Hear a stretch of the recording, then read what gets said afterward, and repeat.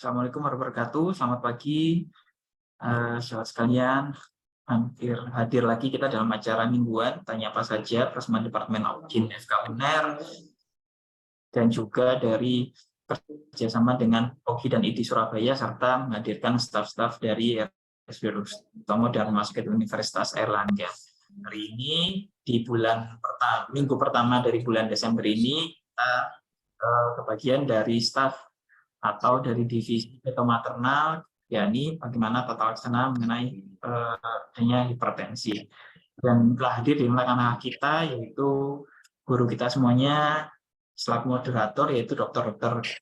Tia Warna, spesialis Opjin konsultan, subspesialis kedokteran feto maternal, dan juga nanti akan menghadirkan dua narasumber, yakni Dr. Ernawati, spesialis Opjin konsultan feto maternal, dan juga Dr. Ilham Adikabar, spesialis Opjin konsultan. Seperti biasa, sebelum kita mulai, kami persilakan kepada Ketua Departemen Opjin FK UNER, yakni kepada Dr. Brahmana Skandar, silakan untuk memberikan sambutan. Dok. Oke, Assalamualaikum warahmatullahi wabarakatuh. Selamat pagi, terima kasih banyak. Terima kasih pada narasumber, Dr. Erna, Dr. Aldika Akbar, kemudian Dr. Aditya Warman, juga hormat saya untuk semua partisipan yang setia mengikuti Tanya Apa Saja setiap hari Rabu jam 10. Topik pada hari ini istimewa, karena masalah kita hipertensi dalam kehamilan itu masih sangat-sangat perlu perhatian, termasuk bagaimana screeningnya dan deteksi dininya dan lain-lain sebagainya. Karena kemarin mungkin yang berkesempatan acara OASIS, Prof. Lila Dewata sudah menginformasikan masih banyak hal-hal dari kita yang masih perlu harus diperbaiki. Dan nanti para pakarnya langsung akan menjawab semua pertanyaan bagaimana kondisi real di lapangan. Mungkin dari saya demikian, mudah-mudahan bermanfaat selalu. Terima kasih. Wassalamualaikum warahmatullahi wabarakatuh.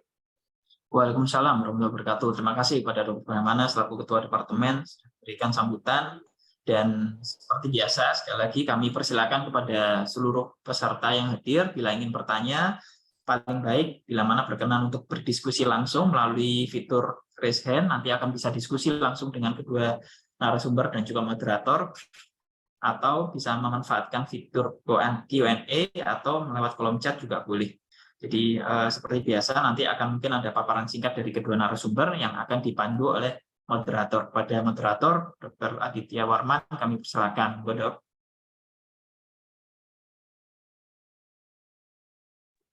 Terima kasih Dr. Seto. Assalamualaikum warahmatullahi wabarakatuh. Sahabat sekalian, seperti yang dipaparkan oleh Dr. Seto, kita akan mengupdate informasi terakhir tentang screening penanganan pada preeklamsi. Sebelum memasuki tanya apa saja yang sebenarnya, mungkin Dr. Ernawati, kemudian dilanjutkan Dr. Aldi untuk memberikan pembukaan 1-2 menit pembukaan awal. Silakan Dr. Erna. Matur nuwun Dr. Adit. Assalamualaikum warahmatullahi wabarakatuh. Terima kasih, hari ini senang sekali bisa bertemu dengan guru-guru saya, dengan teman-teman sejawat semuanya. Mungkin yang pertama Dr. Aldi ya, yang menyampaikan materinya terlebih dahulu. Nanti saya sambung dengan saya biar nyambung gitu. Mungkin Dr. Aldi dulu, Dok.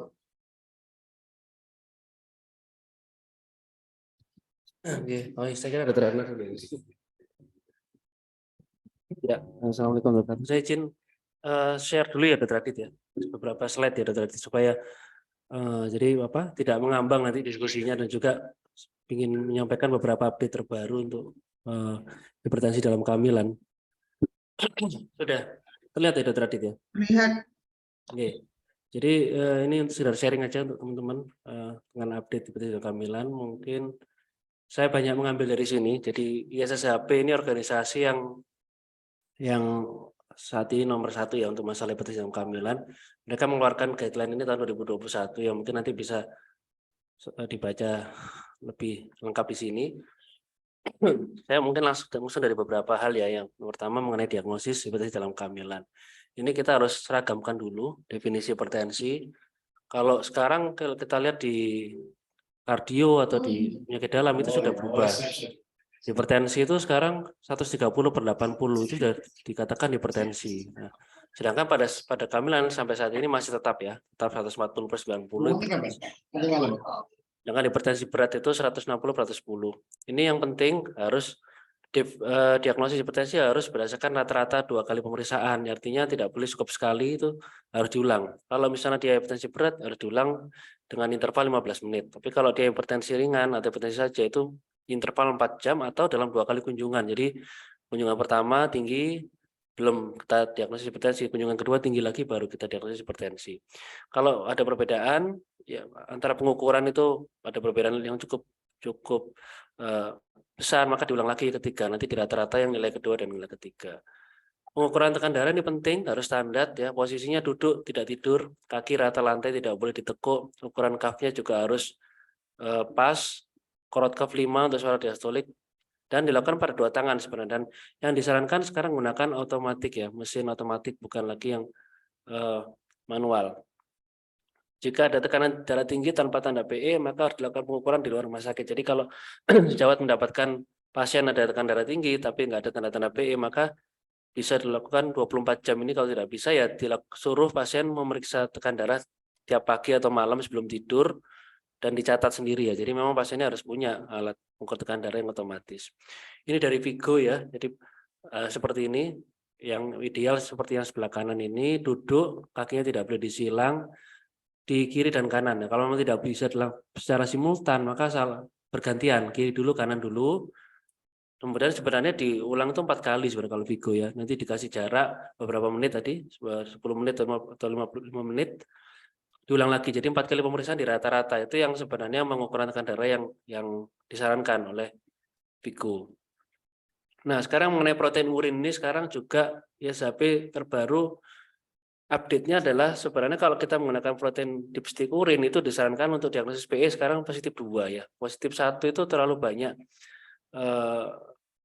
tidak sensitif dia dan tidak spesifik. Jadi terlalu banyak perancunya. Jadi disarankan kalau kita menggunakan dipstick itu sebenarnya positif 2 untuk diagnosis PIP ya.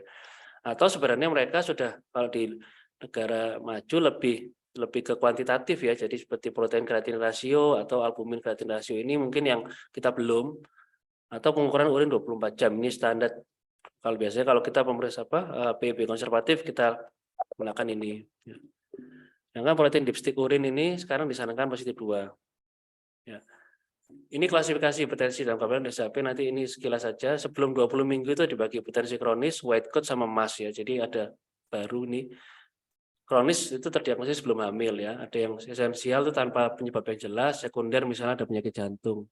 White coat itu kalau tinggi, kalau di klinis atau kita periksa di rumah sakit tinggi, tapi di rumah dia normal. Sebaliknya MAS hipertensi kalau di rumah itu malah tinggi, tapi ke rumah sakit atau ke kita malah dia cenderung normal. Kalau setelah 20 minggu ya itulah preeklamsi ya. Ada hipertensi gestasional, sekarang ada lagi transien hipertensi gestasional, ada hipertensi kronis superimpos PE dan PE ya. Ini nanti mungkin dilihat lagi ya. Ini yang mungkin yang penting untuk teman-teman untuk sejawat sekalian, definisi PE yang terbaru ya. Ini mungkin yang perlu kita cermati, yaitu hipertensi yang muncul setelah 20 minggu dan disertai salah satu gejala. Saya kasih huruf besar salah satu karena tidak harus muncul semuanya. Kalau dulu harus ada protein urin, maka sekarang tidak harus karena bisa di salah satu ini protein urin, gangguan organ pada ibu ya, gangguan ginjal, gangguan liver, ini detailnya bisa dibaca sendiri, gangguan neurologis, hematologis atau edema paru. Atau yang ketiga gangguan uteroplasenta, yaitu misalnya EGR, solusio plasenta, gangguan ini kalau kita memeriksa angiogeniknya ya, IUFD dan sebagainya. Artinya gini, ketika kita dapat pasien itu hipertensi di atas 20 minggu disertai misalnya EGR, maka itu sudah masuk kategori sebagai preeklamsi. Meskipun protein urinnya negatif, meskipun tidak ada gangguan organ, ini yang perlu dicermati. Misalnya kita dapat hipertensi, bayinya ada Dopplernya abnormal, itu sudah mengarah ke preeklamsi, meskipun yang protein urin mau yang lainnya tidak ada. Dan ini preeklamsi dibagi preeklamsi ringan dan preeklamsi berat ya. Kalau ISHP sekarang sudah menghilangkan klasifikasi ini, mereka cuma menyatakan preeklamsi gitu saja. Jadi preeklamsi itu luas dari yang gejala ringan sampai gejala berat itu disebut preeklamsi. Nggak ada preeklamsi ringan, nggak ada preeklamsi berat. Kalau yang ACOG ini masih dibagi 2, preeklamsi dan preeklamsi berat ya. Prinsipnya begitu ada salah satu gangguan organ, maka sudah masuk preeklamsi berat. Dan ketika tensi lebih dari 160/110. Nah, ini masih ACOG masih +1, tapi kalau ISSHP +2 sekarang. Begitu ada gangguan organ, maka sudah masuk ke PIP. Ya, screening nanti mungkin Dr. Erna ya, saya lewatin aja. Prevensi ini mungkin yang singkat aja. Untuk ibu hamil risiko tinggi PE, nanti dengan screening yang tidak kita berikan aspirin di malam hari, harus diingat-ingat wajib di malam hari, tidak boleh di pagi hari atau siang hari. Mulai kurang dari 16 minggu ya, sebaiknya kurang dari 16 minggu sampai 36 minggu. 36 minggu kita stop. Dosisnya sekarang disarankan lebih tinggi lagi, mulai 100 sampai 160. Kalau dulu kita 80, sekarang 100 karena hasil studinya lebih baik yang 100, kemampuan mencegah PI-nya jauh lebih bagus. Begitu pula di malam hari, ternyata efeknya kalau di pagi hari kemampuan untuk menurunkan risiko PI juga sangat jauh lebih rendah secara statistik dibandingkan yang malam hari pada penelitian. Kalau ini standar, semua ibu hamil disarankan suplementasi kalsium, olahraga, ini juga terbukti untuk menurunkan risiko PE. Tata laksana, ini mungkin sedikit lagi ada tadi ya, mohon maaf ada tadi. Terapi antihipertensi ini yang mungkin baru juga, ini dari ISSHP, sekarang simple ya, dibuat simple, kita hanya melihat pada diastoliknya. Jadi terapi antihipertensi itu kapan diberikan kalau diastoliknya lebih dari 85. Kita tidak mempedulikan lagi sistoliknya berapa. Kita lihat aja diastoliknya. Di atas 85 kita berikan antihipertensi. 81 sampai 85 dosisnya tetap dipertahankan. Kalau di bawah 80 bisa di stop atau diturunkan pelan-pelan. Targetnya adalah kurang dari 85. Ini sesuai dengan penelitian CHIPS. Nanti mungkin bisa dibaca lebih lanjut. Dosis obatnya yang dipakai ya cuma 3 ini, sebenarnya nifedipin, labetalol, metyldopa. Kalau kita malah cuma 2 ya, nifedipin dan metyldopa. Ini nanti bisa dibaca sendiri teman-teman. Ini bagaimana mentitrasi ya. Jadi ini dari ISSHP. Kita pakai nifedipin, misalnya kita awal-awal kita pakai low dose dulu ya. Misalnya tetap tidak terkontrol ya, maka dinaikkan medium dose ini. Tapi kalau misalnya tetap belum terkontrol, kita bisa kembali kita kombinasi dengan yang lain. Nanti mungkin ini bisa dibaca sendiri. Anti kejang sama rasanya tidak ada perbedaan, SM ya. Itu mungkin itu dulu ya Dr. Adit yang berikutnya biar Dr. Erna mungkin lebih bisa menjelaskan lebih lanjut ya. Mungkin terlalu banyak saya. Ya. Terima kasih Dr. Adit. Iya, terima kasih Dr. Adita. Dr. Erna mungkin gilirannya. Oh, Dr. Erna. Matur nuwun Dr. Adit, saya nggak banyak, saya cuma sedikit saja. Mungkin saya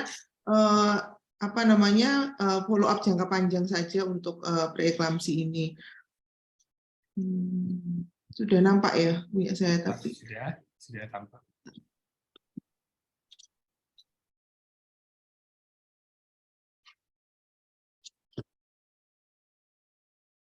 Saya cuma ini tadi Dr. Aldi bagaimana penanganan pada saat ini, saya lebih ke bagaimana screening dampak jangka panjang preeklamsi. Jadi kita tahu bahwa pasien dengan preeklamsi itu ternyata dampaknya tidak hanya jangka pendek namun jangka panjang. Dari terbukti bahwa wanita dengan preeklamsi itu berisiko menderita berbagai gangguan kardiovaskuler, kemudian kematian karena kardiovaskuler, hipertensi menetap, diabetes tipe 2, kemudian gangguan ginjal, kemudian metabolic syndrome, dislipidemia. Dan kalau dari penelitian itu dibuktikan bahwa risiko kardiovaskuler ini lebih tinggi terjadi pada pasien dengan preeklamsi dengan gejala berat yang tipe dini dibandingkan yang tipe lambat. Kemudian wanita yang mengalami preeklamsi 2 kali dalam kehamilannya risikonya lebih tinggi dibandingkan yang hanya 1 kali. Nah, kemudian kalau kita lihat kondisi hamil sebelum kehamilan, pada saat hamil dan sesudah hamil itu ternyata sangat berkolaborasi bahwa kondisi sebelumnya di mana seseorang itu mempunyai faktor risiko ini. Tadi screeningnya sebenarnya di Dr. Aldi ya, screening kalau ada overweight, diabetes, hipertensi kan masuk risiko dalam preeklamsi, maka dia akan berisiko pada saat hamil menjadi gangguan hipertensi, baik itu mungkin preeklamsi, gestational hypertension, atau gangguan hipertensi kronis dalam kehamilan. Nah, dari 10 tahun setelah persalinan, pada saat itu kalau dia mengalami preeklamsi, maka dia akan berisiko mengalami cardiovascular disease, kemudian hipertensi yang menetap itu lebih tinggi. Kemudian lebih dari 10 tahun ternyata dia juga bisa mengalami coronary artery disease, stroke, kemudian gagal jantung, dan kematian. Dan bahkan kalau preeklamsinya itu disertai dengan IUGR atau preterm delivery, artinya preeklamsi yang early onset, angka risknya itu akan semakin tinggi. Ya. Kemudian untuk itu kita rasanya tidak cukup memanage pasien itu hanya pada saat pasien itu berada di rumah sakit. Pada saat kita mendiagnosis preeklamsi, kita harus memanage pasien itu sampai jangka panjang supaya 10 tahun atau lebih itu kita bisa memodifikasi, mengurangi risiko terjadinya komplikasi tadi. Nah, jadi untuk pasien yang preeklamsi dengan onset dini yang kurang dari 34 minggu, maka disarankan untuk memeriksa apakah ada hipertensi yang menetap, apakah ada gangguan ginjal. Nah, kalau kita menemukan bahwa pasien kita itu 6 minggu pasca preeklamsi, jadi 6 minggu kita lihat hipertensinya nggak hilang, atau ada gangguan ginjal, maka kita harus segera merujuk ke nefrologi atau spesialis penyakit dalam untuk mengevaluasi apakah hipertensinya ini kenapa kok sulit dikontrol, kemudian kenapa kok proteinurinya tidak hilang, apakah terjadi penurunan GFR atau adanya tanda-tanda ginjal yang lain. Jadi ini sudah terbukti. Jadi 6 minggu pasca persalinan kita tidak boleh melewatkan begitu saja. Pasien sudah lahir preeklamsi, pulang baik, tapi kita nggak evaluasi. 6 minggu pasti kita minta datang, kemudian kalau hipertensi itu menetap, kita mesti memeriksakan urinalisis, kemudian elektrolitnya, kemudian serum kreatinin, gula darah puasa, profil lipid, EKG, dan pemeriksaan marker kardiovaskuler yang lain. Kalau misalkan pasien itu tensinya normal, maka juga disarankan pemeriksaan risiko kardiovaskuler yang lain. Apakah hipertensi, itu mesti kita evaluasi. Nah, kalau semuanya aman, maka 1 tahun tetap harus kita follow up. Maka pemeriksaan marker kardiovaskuler itu pada wanita dengan tensi normal yang mempunyai risk hipertensi dalam kehamilan itu sebaiknya tetap diperiksakan karena dia mungkin nggak muncul tapi 10 tahun ke depan gitu. Dan kemudian memotivasi semua wanita dengan riwayat hipertensi dalam kehamilan itu untuk hidup sehat. Jadi yang obes menurunkan berat badannya, gaya hidup, olahraga. Tadi Dr. Adi pada saat hamil aja olahraga, apalagi sesudah hamil itu olahraga tetap harus. Kemudian menjaga pola makan supaya risknya tadi tidak muncul. Saya cuma nambahin itu, Dr. Radit, mungkin nanti pas diskusi. Matur sembah nuwun, terima kasih untuk ini mungkin kita bisa diskusi bersama-sama. Iya, terima kasih Dr. Erna. Waduh, dari paparan dua narasumber ini aja sudah informatif sekali, updated sekali. Kita akan memasuki karena sudah Q&A-nya sudah mulai ada yang menulis, kita langsung aja dulu. Yang pertama dari Dr. Raditya. Dr. Raditya ditujukan untuk Dr. Aldika tentang aspilat yang diberikan malam hari, Dr. Aldi. Ini, nah kalau pagi dan siang itu ada ini enggak? Ada background enggak? Kenapa kok ada perbedaan gitu, Dr. Aldika? Iya, Dok. Terima kasih, Dok. Dr. Raditya ini. Iya, Dok. Itu ada studinya, Dok. Hasil studinya Hermida tahun 2099 sama tahun 2005 ya, menyatakan bahwa dengan pemberian, jadi mereka membandingkan 3 kelompok, satu kelompok yang diberikan, 2 kelompok, satu kelompok aspirin, satu kelompoknya dengan placebo, tapi dibagi 3, bangun tidur, kemudian siang, sama malam mau tidur.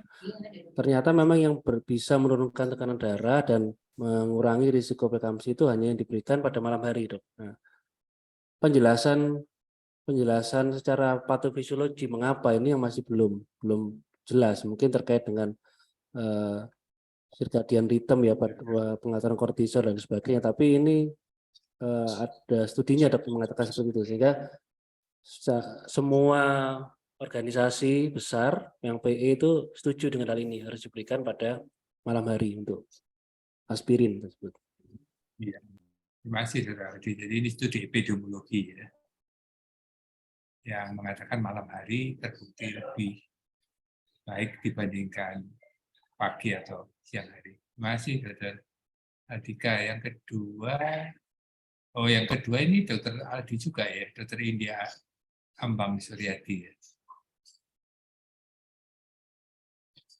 Mohon penjelasan, preeklamsi didefinisikan hamil lebih dari 20 minggu. Tetapi aspirin 16 minggu gitu ya. Ini nanti mungkin Dr. Rena juga ahlinya di sini ya, Dr. Rena bisa nambah ya. Ini dasarnya Dr. Indi dari penelitiannya pertama dari Robert G. et al. Dan grupnya Prof. Nicolaides di Indonesia. Mereka membandingkan antara pemberian sebelum 16 minggu dan setelah 16 minggu, dan dosisnya juga dibandingkan, dosis yang rendah sampai dosis yang tinggi. Ternyata didapatkan paling efektif, paling bagus kemampuan untuk menurunkan risiko preeklamsi itu kalau diberikan sebelum 16 minggu. Secara patofisiologi mungkin nanti terkait dengan proses ini ya Dok ya, proses remodeling arteria spiralis tuh yang mungkin awal muncul kan sekitar 11 mingguan itu kan ada proses, kan ada 2 tahap. Yang tahap pertama sekitar 11 mingguan itu, baru nanti 16 minggu sampai 20 minggu tahap kedua. Nah, ini mungkin bekerjanya di sana sehingga hasilnya pun seperti demikian. Dan ada juga sudah ada meta analisis Dok yang menyatakan mendukung ini bahwa memang kalau di bawah 16 minggu itu paling optimal untuk menurunkan risiko PE. Namun ini ditentang sama grupnya Amerika yang kita ternyata nanti Prof. Siba itu masih menyatakan boleh sampai 28 minggu pun, mulainya sampai 28 minggu pun nggak apa-apa. Tapi kalau kita mau berbicara optimal, dari datanya seperti itu Dok, kurang dari 16 minggu. Itu datanya, silakan Dok. Mungkin menambahin sedikit ya Dr. Adi, Dr. Indi, bahwa pemberian itu kan terkait patofisiologi preeklamsi ya. Kita memberikan itu bukan untuk mentreatment preeklamsi, tapi mencegah supaya tidak muncul. Sehingga kenapa diberikannya sebelum 20 minggu, karena kalau sudah 20 minggu bahwa preeklamsi itu muncul, ya tidak ada manfaatnya gitu. Jadi sebetulnya itu adalah kan prevention di mana dengan pemberian aspilet itu kita mengkat dari salah satu dari teori preeklamsi itu, di mana dengan pemberian itu maka dia akan mencegah tromboksannya terbentuk sehingga terjadi gejala-gejala preeklamsi. Jadi kenapa kok tidak 20 minggu sudah muncul preeklamsi, berarti terlambat. Prevensi kita itu gunanya supaya itu tidak muncul. Nah, kalau bukan sebagai treatment, malah kalau misalkan sudah muncul preeklamsi ya nggak perlu lagi kita mau ngasih aspilet, karena kan sudah terjadi gitu. Tujuannya supaya tidak terjadi. Gitu. Mungkin itu aja, Dok. Iya, terima kasih Dr. Erna. Jadi ini ya, 20 minggu belum didiagnosa preeklamsi kok sudah diberikan aspirin, mungkin anunya gitu ya. Ya, jadi aspirin diberikan memang untuk apa ya? Jadi yang diberi aspirin ini siapa Dr. Erna ya? Mungkin inginnya Dr. Indi itu menanyakan itu ya. Iya, mungkin yang aspirin kan kita berikan pada pasien-pasien yang dengan screening preeklamsi yang positif. Nah, screening preeklamsi yang positif tadi itu screening pasien-pasien yang dia mempunyai hipertensi. Nah, ini dari slide-nya Dr. Aldi itu. Jadi kalau jelasin Dr. Rena. Ya, mungkin kalau ini ada pasien dengan screening yang positif, maka kita nggak nunggu 20 minggu, kurang dari 16 minggu sudah kita kasih. Dimana kalau misalkan yang terutama yang riwayat khusus, ada riwayat hipertensi, ada hipertensi kronis, kelainan ginjal, diabetes, dan autoimun, satu saja ada ini, maka kita katakan screening positif, maka pasien itu harus dikasih. Nah, kalau yang dengan risiko sedang itu kita perlu 2. Kalau ada 2 atau lebih, maka kita katakan screening positif. Yaitu ada riwayat keluarga preeklamsi, ada primigravida, hamil kembar, kemudian primitua sekunder, misalnya jarak kehamilannya lebih dari 10 tahun, usia ibu yang lebih dari 35, BMI lebih dari 30, kemudian MAP lebih dari 90, kemudian ROT-nya lebih dari 15. Kalau ada 2 pada kategori ini, 2 atau lebih, maka dikatakan screening positif. Dan atau kalau kita periksa ada Doppler velocimetri arteri uterinanya, ada peningkatan resistensi. Jadi pada usia kehamilan lebih dari 16 minggu, ini resistensi indeksnya lebih dari 0,7 atau ada notching yang positif dan atau ada, maka ini ada ini aja, misalkan kita berikan. Nah, ini dikatakan persyaratannya bahwa Doppler velocimetri itu dikatakan lebih dari 16 minggu karena yang kita pakai patokan di peningkatan lebih dari 90 persentil di usia kehamilan ini. Karena kalau kita tes di awal hamil, ya resistensinya akan tinggi kan. Nah, semakin kalau dia berhasil terjadi remodeling, maka resistensinya di level ini adalah sekian gitu. Jadi ini tidak dipakai kalau kita ngetesnya di kurang dari 16 minggu gitu. Nah, ini maka kalau ada kategori ini kita akan berikan low dose aspirin. Artinya apa? Orang itu berpotensi sehingga dengan pemberian aspirin berfungsi untuk mencegah supaya tidak muncul, bukan untuk mentreatment begitu. Mungkin kalau Dr. Aldi mau menambahkan. Iya, mungkin ada tambahan, Dr. Aldika? Cukup, Dok. Cukup ya. Baik. Rasanya jelas sekali ini penjelasan dari Dr. Aldika maupun Dr. Erna, antara sehingga jelas apa itu definisi preeklamsi, apa itu pemberian aspirin, siapa saja yang diberikan aspirin, dan tidak usah menunggu definisi itu muncul. Selanjutnya pertanyaan dari Dr. Michael Irwan. Ini tentang efek samping obat labetalol. Apakah dapat menyebabkan IGR? Mohon. Mungkin Dr. Aldika, Dr. Erna. Iya, ya Dok. Jadi sebenarnya kalau yang kita pakai ya di Indonesia sebenarnya lebih banyak ya karena antara nifedipin dan levodopa ya. Labetalol itu lebih banyak efek samping ya. Jadi kurang kita gunakan ya. Terutama dia juga tidak bisa digunakan untuk semua ibu hamil. Harus waspada terhadap ibu hamil dengan penyakit jantung, penyakit paru itu mesti waspada. Jadi untuk kalau pilihan utama sih lebih karena nifedipin dan levodopa ya, Dr. Adit ya. Cuman ini saya belum tahu ya, saya belum baca juga itu tentang apakah labetalol menyebabkan IGR ya Dok ya, PJT ya Dr. Adit ya. Mungkin Dr. Rena mungkin ada masukan.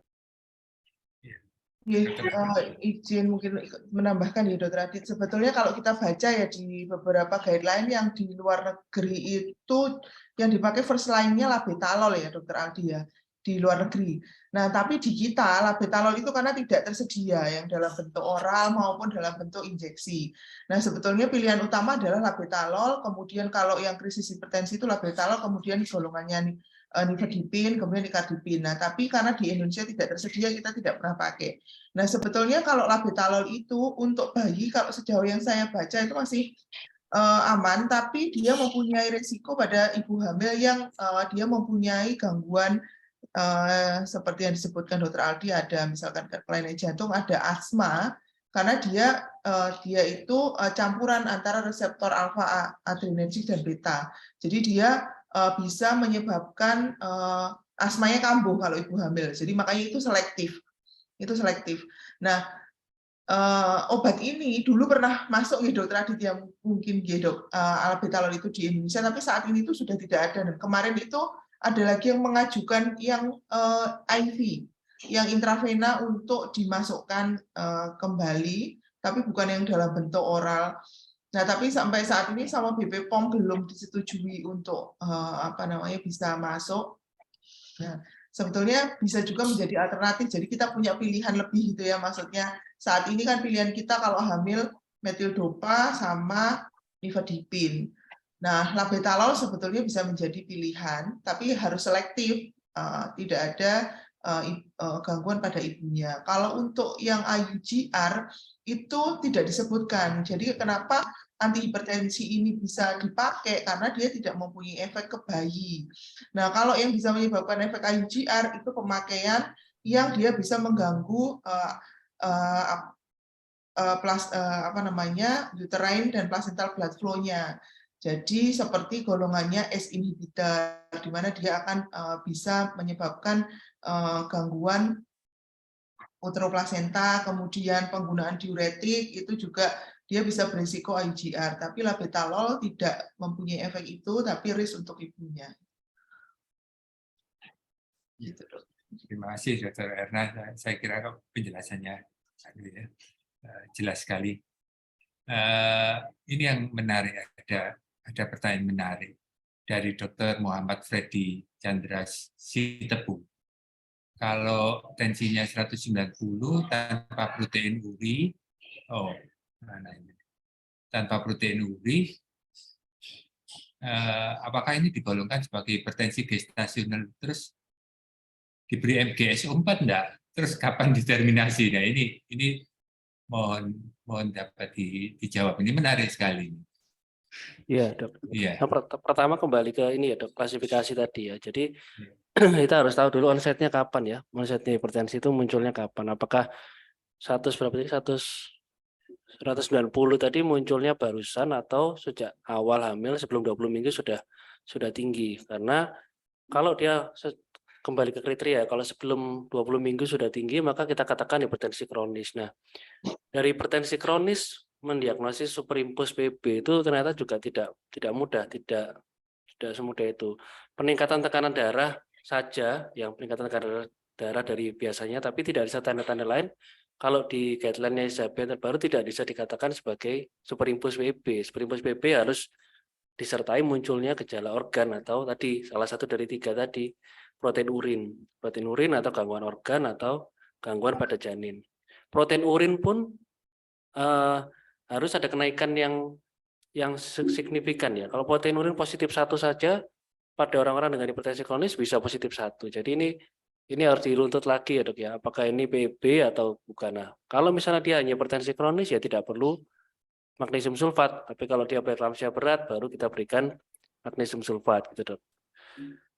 Dan ini pertanyaan kedua ya, Dok ya. Untuk preeklamsia tanpa gambaran berat ya. Jadi untuk magnesium sulfat tadi indikasinya hanya pada yang preeklamsia berat ya. Yang preeklamsia berat saja yang diberikan MGO4. Preeklamsi saja itu tidak perlu MGO4, itu bisa perawatan poliklinis, kontrol tiap minggu, seminggu atau seminggu 2 kali ya. Itu dengan monitor ketat. Kalau preeklamsia saja diterminasi pada 37 minggu, tapi kalau preeklamsia berat kita lebih agresif 34 minggu karena diharapkan bayi sudah survive, sudah bisa bertahan hidup, Dok. Dan gitu, Dok. Ini Dr. Erna yang bisa nambahin, Dok. Terima kasih Dr. Aldi menambah. Jadi kalau misalkan itu mungkin juga berkaitan dengan yang pertanyaan yang kedua gitu, Dr. Adit, yang dari Anonymous Attendee itu, kalau kita melihat seperti itu harus melihat mengembalikan lagi ke definisi operasionalnya tadi ya. Definisinya itu masuk kategori yang mana? Karena rasanya tidak mungkin pasien tidak ada hipertensi kronis atau bukan preeklamsi, moro-moro tensinya tinggi setinggi itu 220, 190 itu sudah krisis hipertensi. Dan kalau misalkan itu biasanya dia sudah mempunyai underlying disease, misalkan ada preeklamsi, ada hipertensi kronis seperti itu, sehingga dia ada peningkatan tekanan yang seperti itu. Kalau hipertensi gestasional rasanya tensinya biasanya enggak setinggi itu. Enggak, yang rata-rata kita ketemu ya, mungkin kalau sejawat lain punya pengalaman yang berbeda, dan tentu kita kembalikan lagi apakah ada gangguan organ atau tidak. Nah, kadang-kadang kalau misalkan gangguan organ yang paling ringan tadi kan protein urin, dan itu seringkali munculnya itu agak belakangan, sehingga diagnosis awal yang kita temukan adalah hipertensi gestasional dulu karena belum ketemu itu. Nah, kalau misalkan kita ketemu itu dan kita harus mencari adakah gangguan organ pada pasien ini, nah kita bisa masukkan kategori yang mana. Nah, kemudian kalau misalkan memang tensinya tinggi sekali yang urgent, itu sebetulnya kan kita menghindari komplikasi dari krisis hipertensi itu. Karena kalau hipertensi yang terlalu tinggi tidak kita berikan treatment, maka risk akan terjadinya attack, kardiovaskular attack, salah satunya stroke pada pasien-pasien itu. Sehingga kalau misalkan itu, ini kalau kita bicara menyederhanakan dari yang ini ya dok, dari yang penakip itu. Jadi kalau ada ibu hamil kemudian tensinya tinggi, masuk di kriteria itu dianggap preeklamsi, maka diberikan magnesium sulfat jauh lebih aman daripada tidak diberikan. Jadi lebih baik diberikan magnesium sulfat dibanding tidak diberikan, karena yang pertama kali pemberian itu kalau dia tidak ada komplikasi apa-apa yang dikhawatirkan, misalnya terjadi intoksikasi, kalau dia bun serum kreatininnya normal, aman diberikan, dan juga dia bisa berfungsi sebagai neuroprotektor. Jadi kalau misalkan ada tensi segitu, berapapun usia kehamilannya, saya kira kok enggak ini ya. Kalau misalkan kurang dari 20 minggu, ya itu kan pasti hipertensi kronis ya. Pasien itu kita tidak memberikan magnesium sulfat, tapi diberikan antihipertensi. Tapi kalau ketemu setelah 20 minggu kita nggak tahu riwayatnya, kita anggap preeklamsi, kasih magnesium sulfat dulu sambil kita follow up evaluasi apa yang terjadi. Mungkin seperti itu, karena mungkin mudorotnya lebih sedikit dibanding manfaatnya untuk treatmentnya. Iya, terima kasih Dr. Erna. Jadi ini praktis sekali ya. Pertanyaannya juga praktis. Saya anonimus jadi tidak tahu siapa ini. Pasien kita ini kan ujuk-ujuk datang ya. Tiba-tiba datang, kita tidak tahu dulunya itu sakit apa. Iya, kalau setting di luar negeri kan memang tahu ya. Sejak muda dia sakit apa, tahu, sehingga oh ini hipertensi kronis. Dan sekarang datang dalam kondisi hamil, gitu ya. Iya, terima kasih Dr. Erna, Dr. Aldika. Jadi ini praktis sekali. Kita lanjutkan ke pertanyaan dari Dr. Andre Widya. Bila ada risiko trombosis di kehamilan sebelumnya, apakah dimulai lebih awal atau 12 minggu? Iya, untuk yang Dr. Andre Widya ini.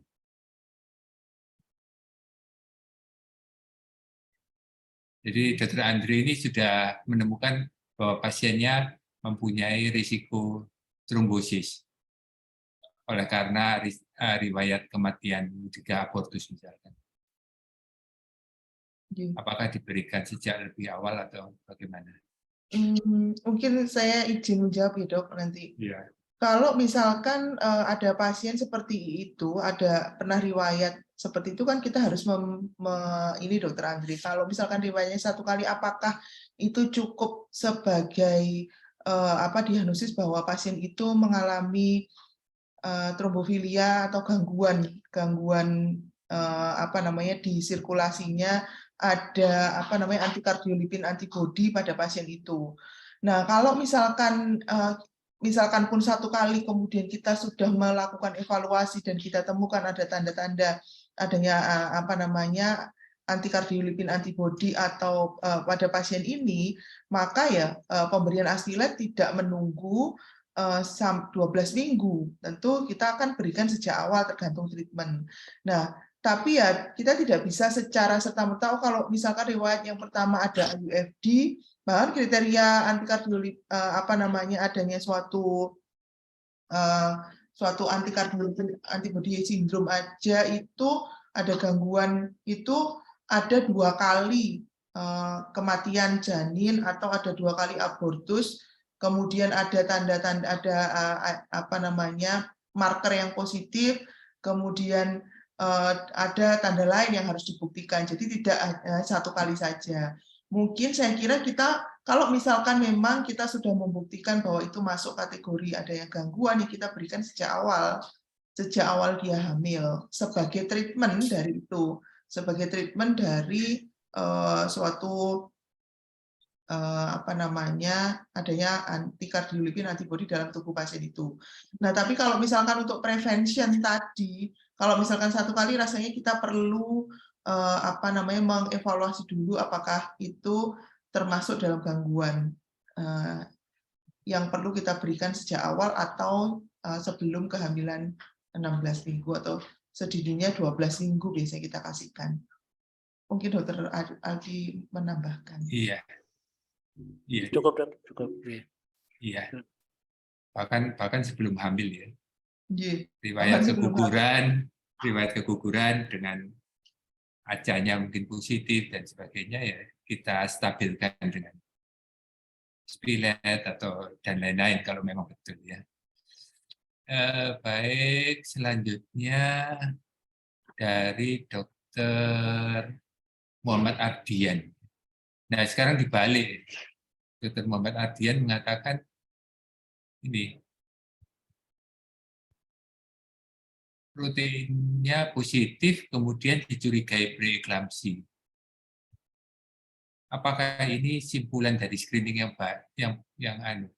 yang cukup sensitif? Kalau ibu hamil proteinnya positif, sudah kita curigai, oh ini bahkan ini dirujuk ini.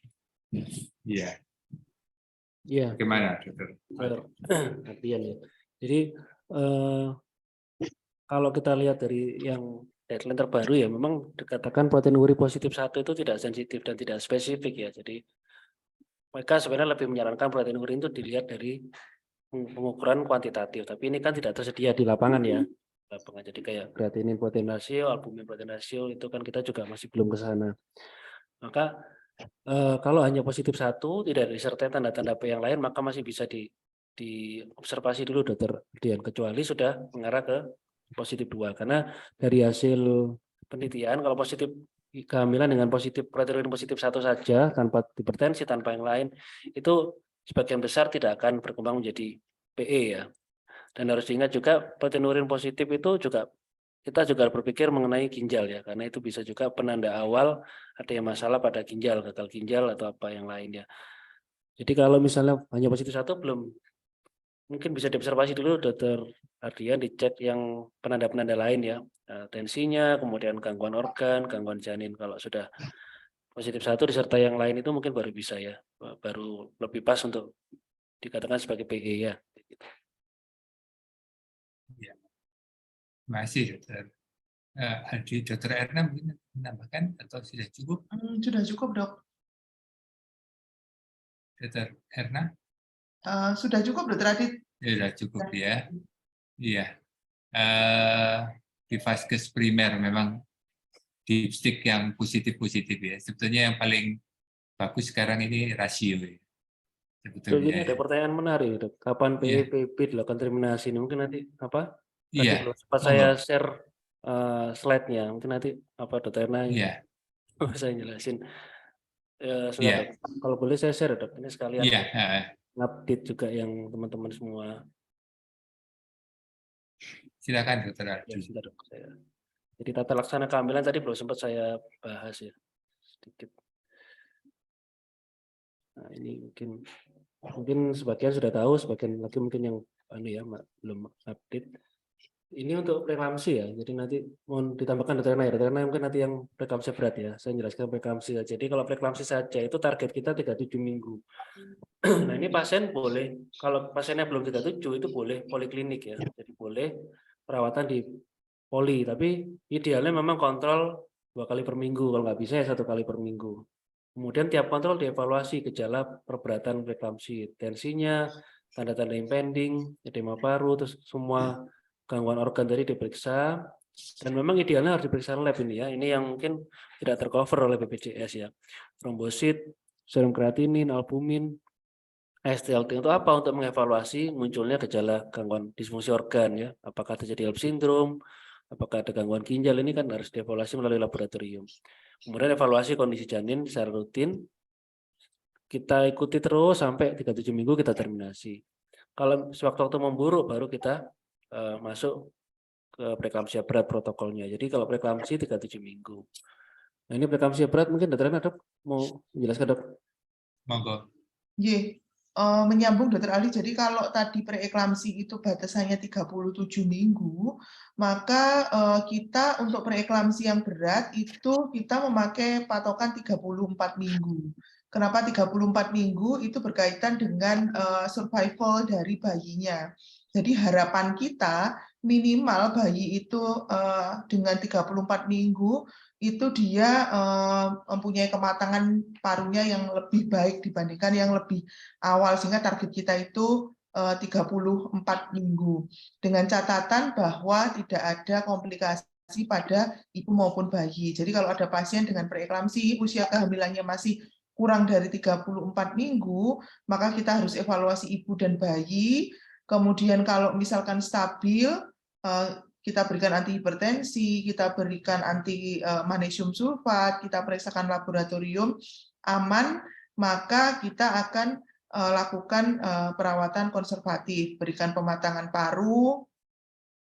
Setelah pematangan paru, kalau oke aman semua, kita rawat konservatif, targetnya 34 minggu.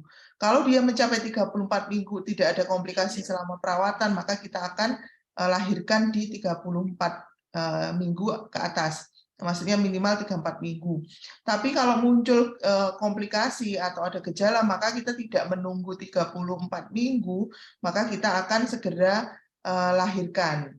Nah, kalau misalkan pada kondisi yang akut, kita mungkin tidak sempat tidak menunggu pemberian dosis lengkap dari maturasi paru, tapi kita biasanya memberikan single shot, misalkan pada pasien yang kondisinya sangat gawat darurat, maka tidak menunggu 2 hari untuk terminasinya, kita akan segera lahirkan setelah pemberian single shot dari pematangan parunya. Nah, kalau pasien itu mencapai 34 minggu kita lahirkan. Nah, kadang-kadang godaan karena seperti ini itu terminasinya 34 minggu, pasien itu pada saat masuk misalnya tensinya kemudian tinggi.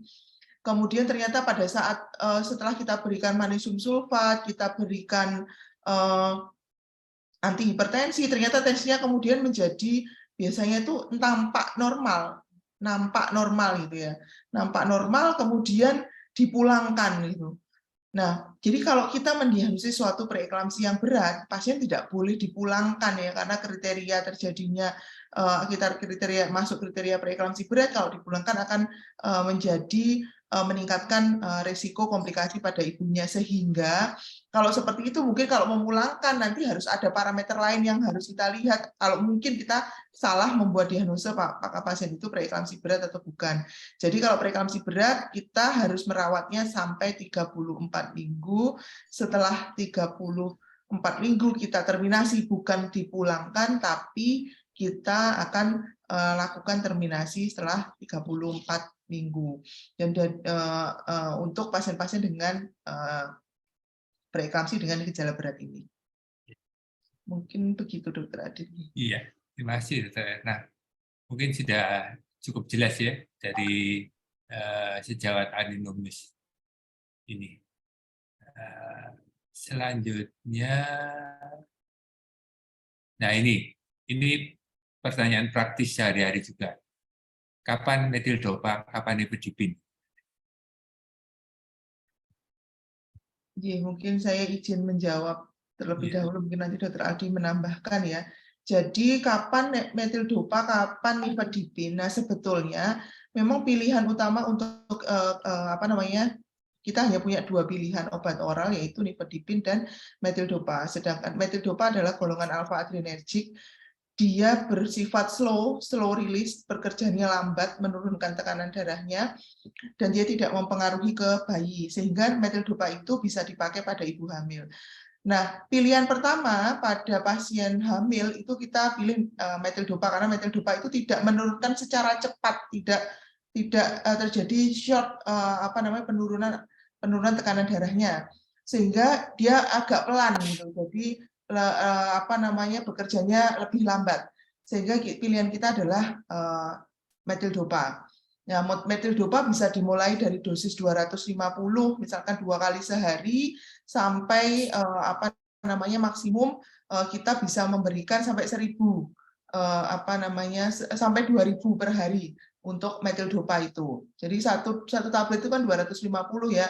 Kita bisa mulai dari 2 kali 1, kemudian misalnya 2 kali 2, 2 kali 500 berarti bisa 3 kali 250, 3 kali 250 maksimumnya kita ngasih 2.000 per 24 jamnya. Nah, kemudian kalau misalkan metildopa ini ternyata dinilai penurunan tekanan darahnya tidak mencapai target, jadi tadi yang disampaikan Dr. Aldi, yang dilihat adalah target dari diastoliknya. Kalau diastoliknya itu tidak mencapai target yang diinginkan kurang dari 80 tadi, maka bisa dikombin. Nah, dari guideline yang dari SSHP tadi itu disebutkan bahwa sebetulnya yang disarankan adalah long sustain release nifedipin, sustain release nifedipin. Jadi sustain release nifedipin itu yang dilepas lambat, tidak yang short acting. Yang kita tahu obat antihipertensi kita nifedipin yang beredar itu adalah short acting. Karena short acting dia itu sebetulnya dipakai untuk krisis hipertensi, di mana hipertensinya lebih dari 160/110, kita memakai yang short acting karena diharapkan terjadi penurunan secara cepat dari tekanan darahnya. Namun kalau misalkan pasien itu digunakan untuk rawat jalan, yang ideal itu yang sustain release. Yang sustain release itu sayangnya memang kita itu tidak ada generiknya, hanya ada satu produk saja. Ya ini akhirnya membuat sulit, harganya menjadi mahal gitu loh. Jadi kita itu nggak terjangkau untuk yang ini, dan yang tersedia di perifer, di puskesmas, di rumah sakit, mungkin dari BPJS yang golongannya yang short acting gitu. Nah, short acting sebetulnya dikhawatirkan terjadi penurunan tekanan darah yang terlalu cepat sehingga itu dipakai untuk krisis hipertensi. Nah, krisis hipertensi kalau misalkan nifedipin memang punya keunggulan bahwa dia bisa menurunkan tekanan darah dengan cepat, bukan bisa per oral, dia lebih enak. Dan biasanya kalau krisis hipertensi kan kita disarankan pakai intravena sehingga kita bisa mentitrasi dan bisa menyesuaikan target penurunan antihipertensi kita berapa. Nah, kalau misalkan tidak ada ya ini. Jadi sebetulnya yang ideal ya pilihannya golongannya adalah oros itu. Yang oros itu karena dia dilepaskan perlahan-lahan. Kita bisa memberikan mulai 1 kali 30 ya, 1 kali 30 disesuaikan dengan ini, kalau tidak terregulasi ya 2 kali 60. Sehingga pilihannya sebetulnya hanya itu.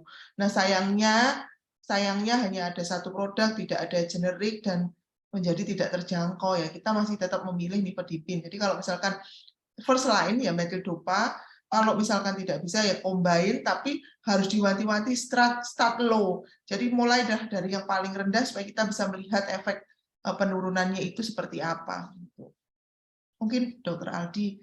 Oke, Dr. Aldi, ada tambahan Dr. Aldi?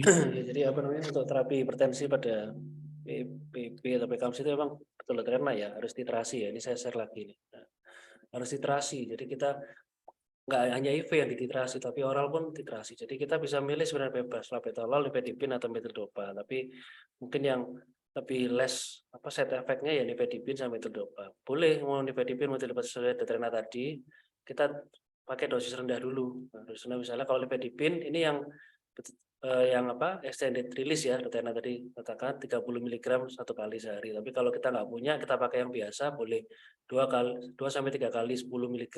Ini dicoba dulu. Kalau misalnya tetap tidak terkontrol, blood pressure-nya tetap diastolnya nggak bisa di bawah 85, ya kita naikkan. Atau kita bisa kombinasi dengan yang lain, dengan metildopa. Jadi ini titrasinya seperti ini sampai terkontrol, sampai tekanan darahnya di bawah 85. Kalau sudah di bawah 80, baru kita tapering, pelan-pelan kita turunkan. Dan itu Dr. Adit. Terima kasih Dr. Aldi, Dr. Erna. Bagus sekali pertanyaan maupun jawabannya sudah pas sekali. Ini dokter selanjutnya adalah Dr. Herwinda ya, Dr. Herwinda Geraldine. Algoritma antara yang kita gunakan dengan buku KIA ternyata ada perbedaan. Pemeriksaannya 20 minggu, apakah saya update? Oh iya, ini mohon apa? Kira-kira enaknya bagaimana? Kalau dia bekerja di Dr. Herwinda ada di NTT ya. Nah, yang kedua ini, pada untuk kehamilan kembar sudah risiko tinggi sehingga diberikan aspirin. Ya, apakah ini masuk akal enggak? Yang pertama ada perbedaan KIA dengan algoritma kita. Yang kedua, kembar masuk risiko enggak untuk diberikan aspirin dosis rendah. Dr. Winda ya, oke. Iya. Dan untuk screeningnya memang ini ya, Dr. Winda.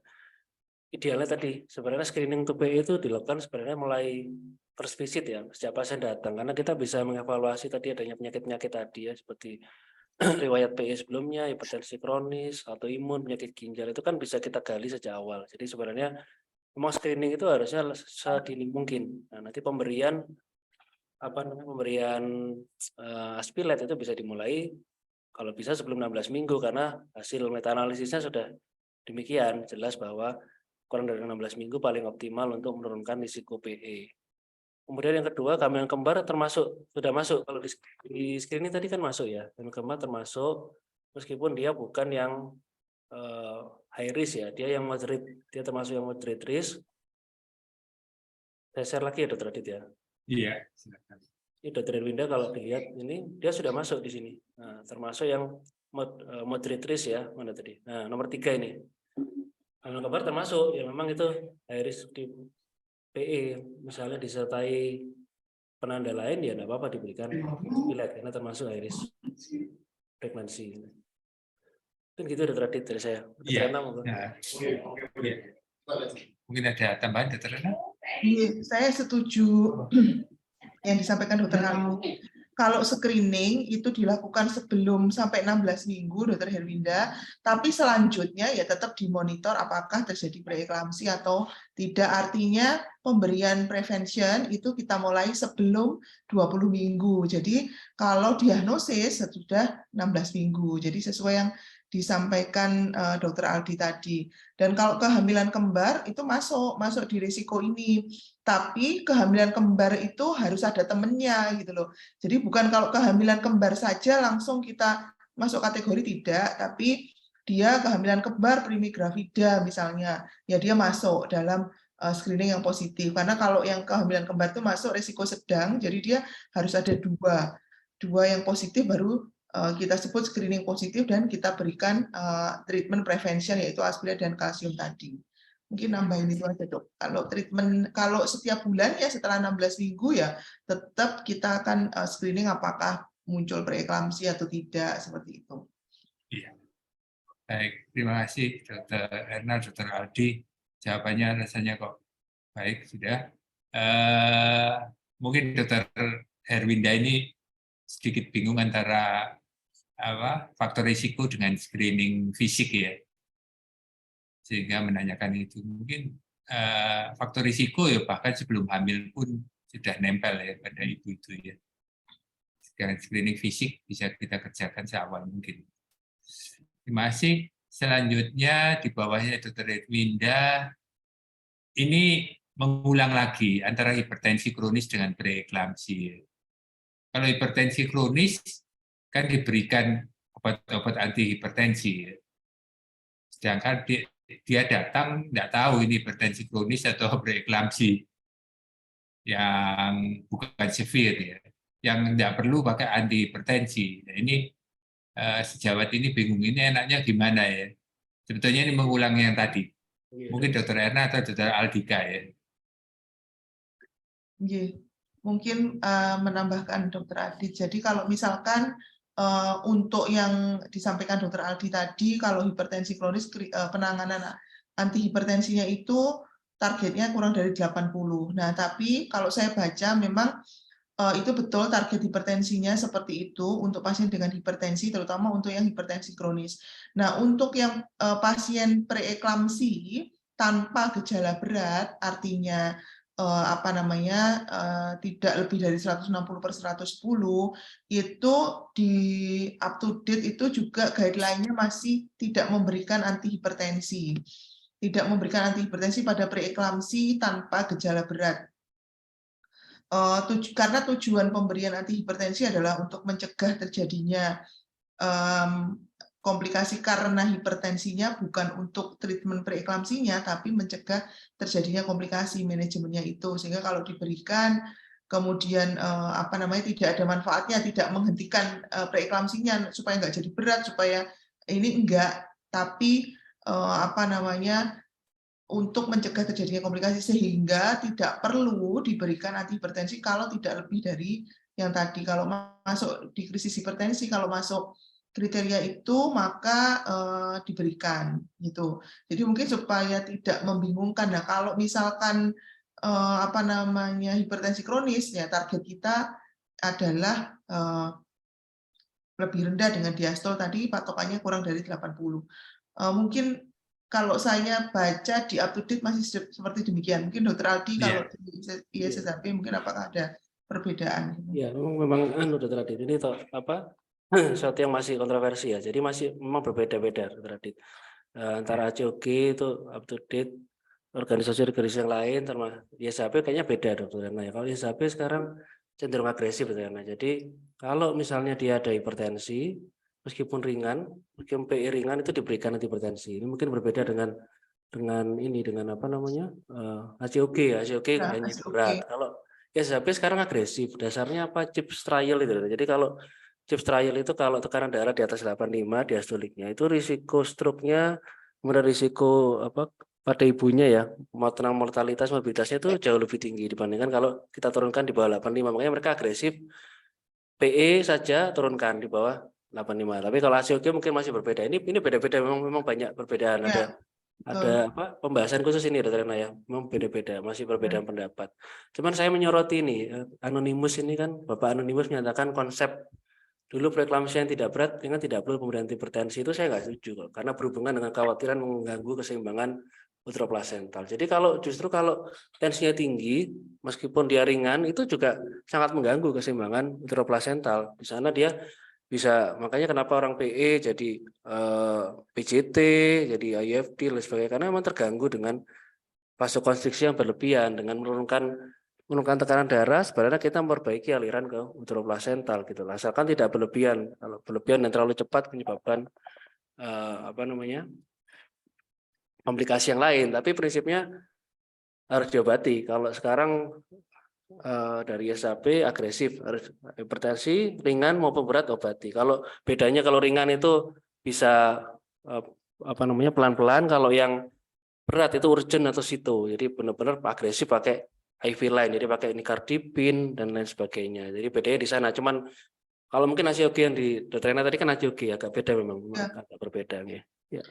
Ya, memang kalau ACOG itu dia mendasari dari CHIPS trial itu dikatakan bahwa memang yang diberikan antihipertensi itu mempunyai komplikasi yang lebih rendah terhadap terjadinya komplikasi kardiovaskulernya, tapi tidak berbeda bermakna. Sehingga kalau dari ACOG mereka memilih tidak diberikan antihipertensi pada yang tensinya masih di bawah 160/110 pada alias yang preeklamsi tanpa gejala berat itu. Yaitu mungkin tetap observasi ya Dr. Adit dari pemberian itu, mungkin pilihan kita mau ikut yang ISSHP atau yang itu tetap apakah tidak mengacaukan kita, apakah ini sudah terjadi pemberatan atau belum. Iya, setuju Dr. Aldi. Terima kasih. Saya sudah diingatkan panitia, ini sudah jam 11 lebih, kelewatan jam. Tapi sebetulnya beberapa pertanyaan ini menarik sekali. Apa kita catat aja? Dr. Seto, apakah kita catat, nanti kita jawab dari Q&A. Pertanyaannya bagus-bagus sekali sebetulnya. Dr. Rasvides ini menanyakan, push PEB ini bagaimana untuk kehamilan kelanjutnya? Dr. Erna tadi berhubungan dengan apa yang dijelaskan Dr. Erna, menetapkan PEB di IGD sebelum laboratorium itu kita perlakukan apa pasien itu. Nah, ini ada PCOS, kalsium dan aspirin apakah diberikan secara masif saja, Dr. Muhammad Suargono. Iya. Iya, Dokter Seto, jamnya sudah, pertanyaannya bagus-bagus, tapi jamnya ini saya sudah diingatkan. Bagaimana, Iya, Dokter Seto? sayangnya dok, memang kita tetap dari dulu kita tetap stick to the rule. Jadi memang acara ini satu jam diskusi dan memang ini topiknya hari ini sangat menarik ya. Alhamdulillah sudah sebagian besar memang terjawab oleh dua narasumber kita, Dr. Erna, Dr. Aldi. Mungkin nanti pertanyaannya tetap di-keep ya, mungkin sama Dr. Materna, atau bisa jadi bahan untuk nanti berikutnya, diskusi berikutnya, atau nanti ada seri 2 dari penata laksanaan dari hipertensi dalam kehamilan ini. Jadi mungkin ada baiknya bisa ditutup dengan kesimpulan dulu, Dok. Monggo silakan, atau Mas narasumber. Iya, terima kasih Dokter Seto. Saya usulkan dengan narasumber yang sama, nanti ada seri kedua dengan membahas pertanyaan-pertanyaan praktis yang menarik ini. Jadi sebagai resume saja bahwa preeklamsi saat ini masih menjadi hal yang banyak dijumpai, dan di klinik banyak hal yang oleh karena settingnya berbeda antara Indonesia dan luar negeri, kita menjadi sedikit kebingungan, ya, apakah ini hipertensi kronis, preeklamsi dan sebagainya, di mana pada kasus-kasus di luar negeri semua sudah teratur, ya. Hipertensi kronis bahkan sebelum hamil dia sudah mengetahui risiko-risiko kehamilan itu. Dr. Aldika tadi sudah memberikan algoritma yang baik sekali sampai di bawah, dan bisa diterapkan rasanya apapun dengan segala risikonya, baik atau buruk, tidak ada masalah. Memberikan antihipertensi, memberikan magnesium sulfat dan sebagainya sebelum bahwa definisi itu muncul oleh karena kelemahan kita sendiri. Pasien itu tiba-tiba muncul aja di tempat kita tanpa mengetahui sejarahnya. Obat-obat juga beberapa tidak ada di Indonesia, tapi itu yang bisa kita gunakan di Indonesia. Mungkin itu aja yang bisa saya resumikan, Dr. Seto. Moga-moga ada seri kedua dengan narasumber yang sama, ya. Ini menarik sekali. Dan kita catat, semua kita catat, mungkin sekretaris mencatat tanya jawab tadi, Q&A, untuk kita bahas selanjutnya. Terima kasih, Dr. Seto. Kami kembalikan ke Dr. Seto. Ya, terima kasih Dr. Aldi, Dr. Ernawati. Saya memang sudah bisa ditebak dari awal ya, judulnya ini kan memang sangat populer sekali dan pastinya hampir semuanya menemui kasusnya sehari-hari. Jadi mungkin terbukti dari pertanyaan banyak, ini jumlah pesertanya juga mungkin masuk rekor ini 200 lebih. Jadi tentunya insya Allah nanti akan menjadi pertimbangan, monggo nanti dari divisi Feto Materna untuk menghadirkan kembali, menjadwalkan kembali dengan topik yang sama, sekaligus mungkin monggo kalau saya dengan narasumber yang sama supaya nanti tetap nyambung materinya. Oke, tapi sayangnya memang kita tetap harus sesuai ini supaya mungkin juga tidak mengganggu pelayanan di masing-masing sejawat yang melakukan atau yang mendengarkan. Sekali lagi kami akhiri, terima kasih. Kita ketemu lagi pada Tanya Apa Saja minggu depan di agenda yang sama tiap Rabu pukul 10 sampai pukul 11. Kami akhiri, wassalamualaikum warahmatullahi wabarakatuh. Terima kasih Dr. Adit, Dr. Erna, Dr. Aldi. Terima kasih.